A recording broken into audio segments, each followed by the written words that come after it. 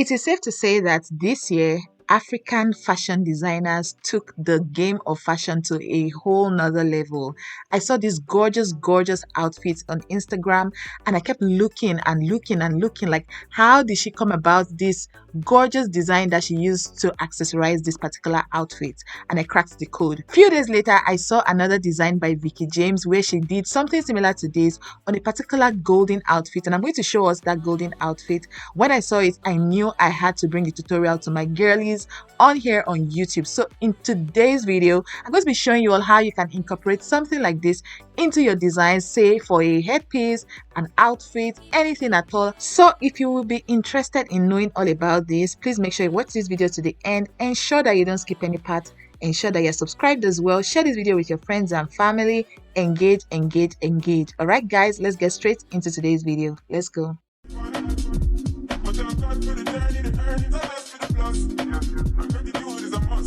To start this off, you need your fabric of choice. For me and what I'm planning to do today, I'm using organza. This is just for explanation purpose, so don't take this thing too seriously. So I have a piece of organza here and I have another piece of organza here. So in order to reinforce it and make it thicker, what I'm going to do is I'm going to take what we call hemming glue. This is what it typically looks like. This was a big roll, but this is how far I've gone with it because I use this quite often in my projects. So what you're going to do is you're going to cut out pieces of hemming glue. I'm just going to show us how that goes. So yeah, cutting and placing them like this on your fabric, like so. So you're just going to go ahead and place them all over. Because I'm only doing this for illustration, I'm not going to be too precise. I just want to explain to us how it goes. So when you have placed your hemming glue such that it covers your fabric from side to side, I know I still have space on the side, but I just want to move through this process really quickly. Once you've done that, you pick your second piece of fabric, place it like so. It doesn't have to match. For me, what I do is after I place it like this, later on I figure out how to make everything look neat. So the next thing you're going to do, first of all, I did mention, while you're doing this, depending on how long the fabric you're working with is, just plug in your iron and let your iron be getting hot. This is my iron right here, as you guys can see, and it's plugged in. So you won't just go over your fabric just like that with iron, because it's going to spoil your iron and it's probably also going to spoil your fabric. So what you want to do is to get a piece of cloth. Okay, any type of fabric would, well, a cotton type of fabric would do. This is just a regular schmegular handkerchief, and yeah, I know my handkerchief looks weird, but just ignore it and focus on the message I'm trying to pass across. So yeah, once you have your fabric, your cotton fabric like this on the fabric you're trying to reinforce, you just place it on top and let it do its work. So that's what I'm doing now, and I'll keep ironing until I'm sure that what I'm trying to reinforce is reinforcing. Basically, the work of hemming glue is to help you, just like the name goes, is a glue. So but then for the glue effects to come to life, you need heat. Okay, you need to add some type of heat to it. People that are frequent or people that do a lot of fashion designing, I'm sure we already know how hemming glue works, but for my newbies on here, my girlies that are trying to get into this line of work, that's why I'm here for you. So at this point, it has started fusing together, but it's not perfect. So you're going to, once you've placed your iron for the first time, now some part of the fabric is fused together, so you can raise it up and move it around and not worry that what you put inside is going to move around. So I'm now going to turn it from side to side and keep placing my iron on top until I'm sure that everything is perfectly fused together. While doing this, make sure that your iron is not too hot as well, so it doesn't, burn your fabric. I believe each person that owns an iron, you basically know the capability of your iron. So work with whatever category your iron falls into, if it's extra or basic. Anyway, I'm going to move through this whole process really quickly. And then once that is done as well, let me just show you guys. What you want to do is to cut off the excesses or excess fabric. English. So that's just what I'm gonna do here. Like I said, I'm only doing this for illustration purpose, so make sure that when you're doing your own, you do something neater and don't waste materials. Don't waste your glue or your fabric. All right, so something like this, you're just trimming off all the excess unkept fabric on the sides. So if you've done everything correctly, your organza fabric will feel stiffer. You can do this, you can layer as many layers of organza on top of each other as possible, okay, depending on how thick you want your organza to become. You can layer up to 3 or 4 pieces of organza fabric. So now we're going to move on to the next stage in this tutorial. Let's go. All right, guys. So that last clip is how I sound when I wake up in the morning. Okay, so let's get straight to business. So this is my fabric after fusing it together. And at first I was like, let me use my stencil to create my patterns.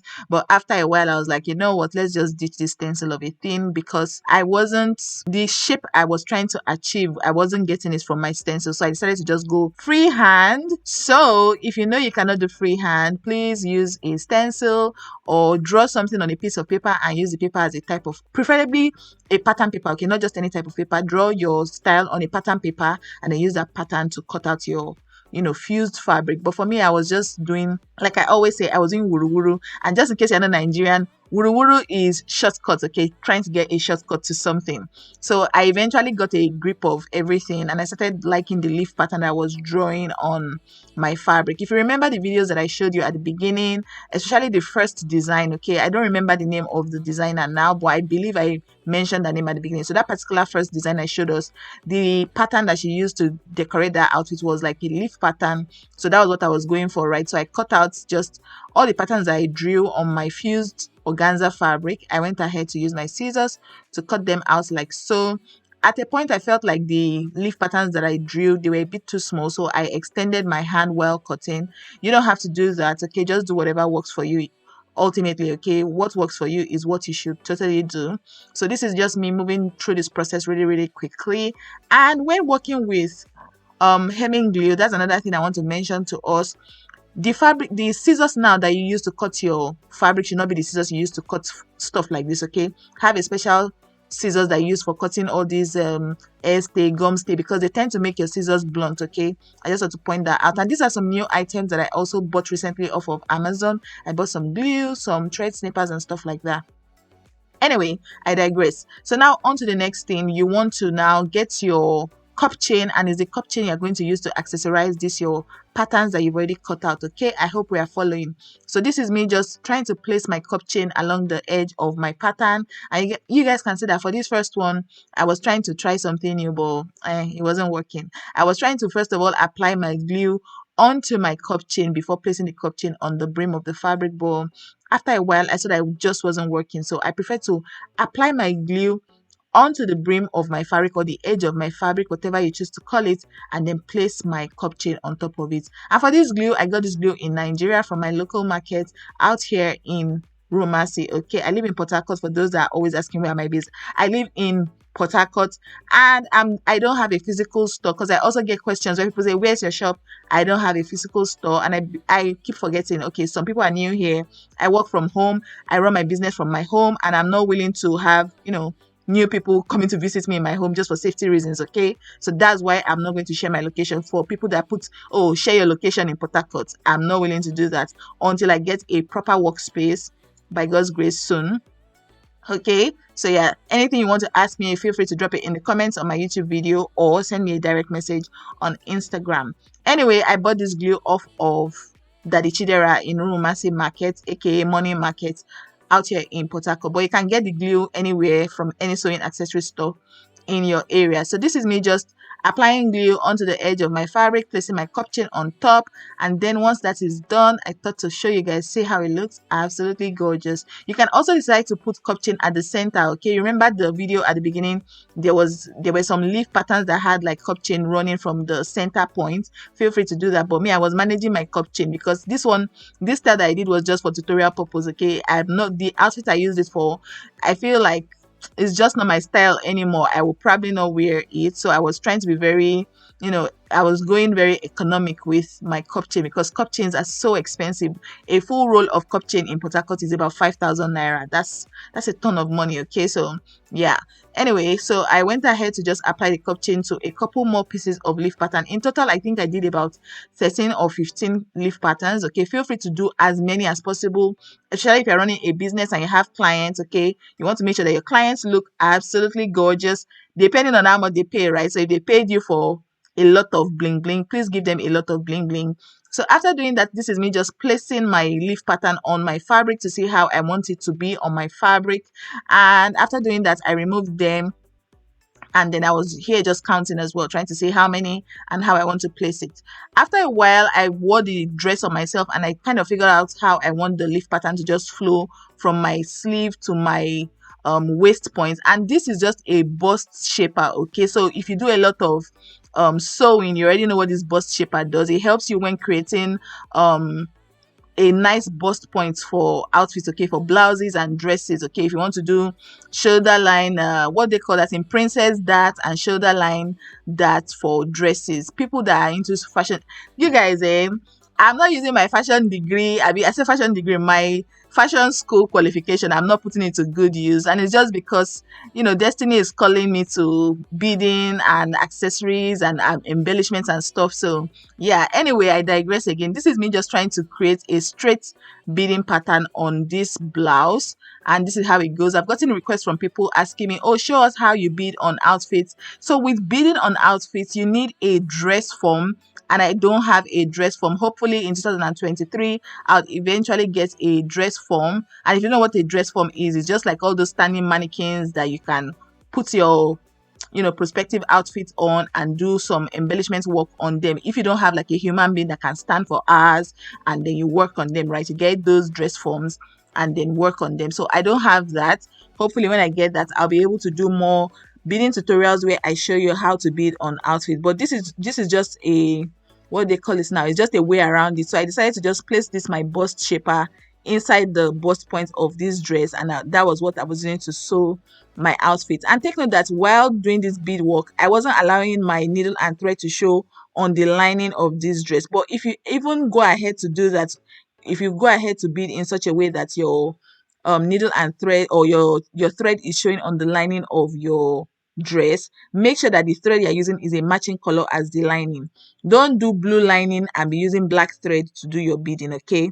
It's not going to, the mat will not mat, and your client will most likely be upset. If you are doing it for yourself and you don't really care, that's your call, right? But if you're doing something professional for a client, please, let's keep it cute and, you know, tidy, okay? So if your lining is blue, get a blue thread, a matching shade of blue thread, and do your beadwork. So for this portion, my camera kept, you know, not focusing on what I wanted it to focus on. So apologies for that. If you're new on my channel and you want to just know how to do straight line beading, I have a whole tutorial where I showed how to achieve straight line beading on any piece of item, okay? So if you want to do a straight line beading on a headpiece, on a dress, whatever it is, feel free to check out that video. I'm going to link it on the screen. But for this particular tutorial, if you don't mind my camera just getting blurry in between, please watch all the way. But I'm still going to go ahead to show us how I went ahead to attach the leaf patterns that we created at the beginning to the dress, okay? So make sure that you don't quit this video, because there's still more to show.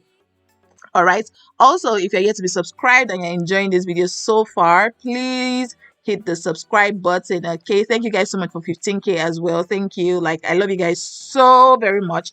Thank you for the love, thank you for the support. Let's keep sharing, let's keep subscribing, let's keep liking and all that jazz, okay? All right, so I think my camera started behaving itself at this point, so it wasn't getting blurry anymore. So I'm going to keep quiet now. I'll let you guys watch the way I'm creating the straight line beading pattern on this outfit, and then we'll move on to the application of the leaf patterns that we created earlier on.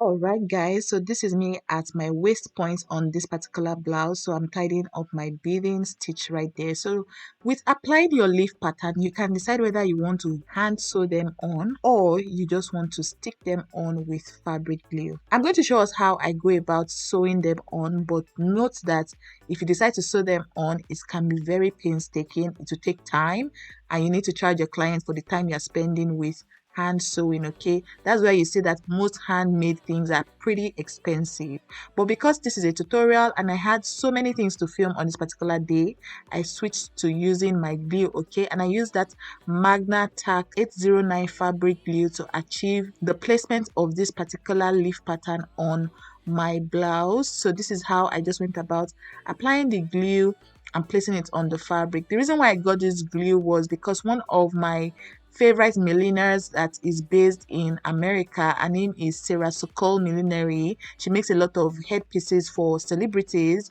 This is a glue that I've seen her use in one of her videos, because when I'm watching people, when I follow people on social media, my eye is flying left and right. I'm looking closely. What are they using? What are they doing?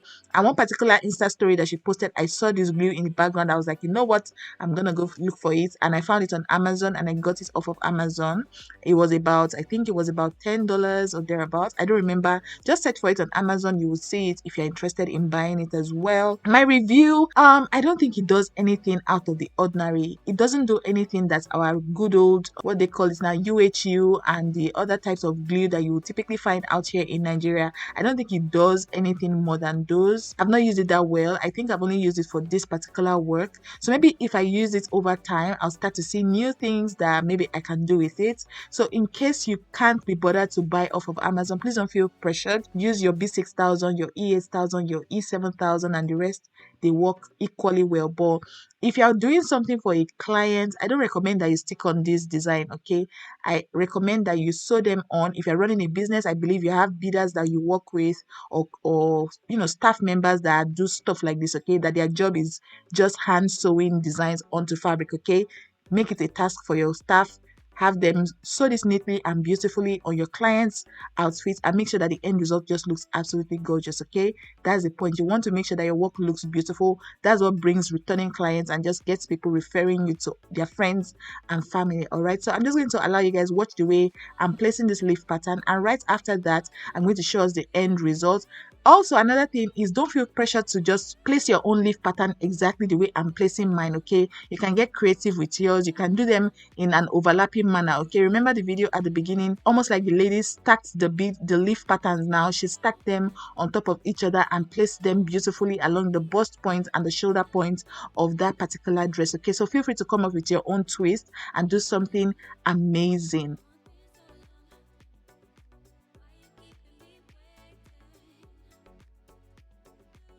Now that we are getting towards the end of this video, if you are yet to like this video, please be sure to hit the like button. Okay, also if you've made it up to this point and you're yet to be subscribed to this channel, you can see that we are sharing a lot of useful things on here on this channel. Okay, so you don't want to miss out. Please be sure to hit the subscribe button. Don't forget to turn on your post notifications so you'll be the first to know anytime I post a new tutorial. Finally, feel free to share this video with your fashion designer friends.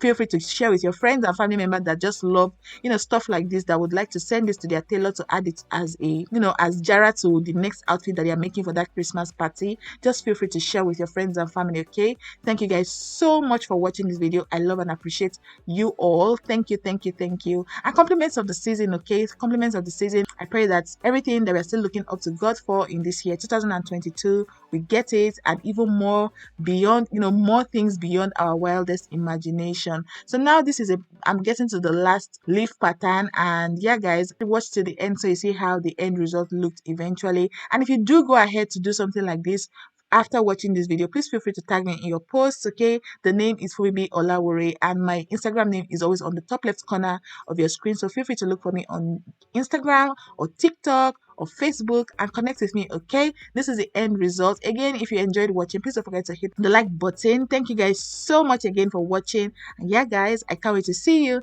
in another tutorial very soon. Bye bye.